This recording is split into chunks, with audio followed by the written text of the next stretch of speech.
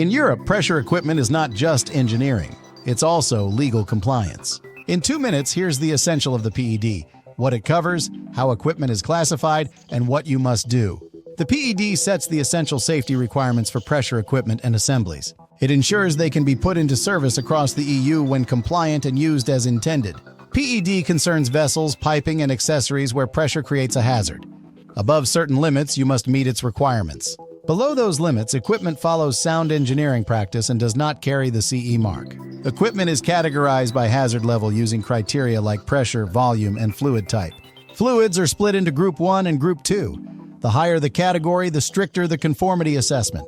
Annex I requires manufacturers to analyze hazards and design accordingly to ensure safety. The equipment must be manufactured and checked to ensure safety in all foreseeable conditions.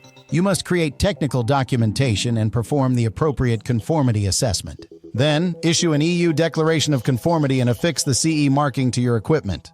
This technical file must be kept available for 10 years after placing the equipment on the market.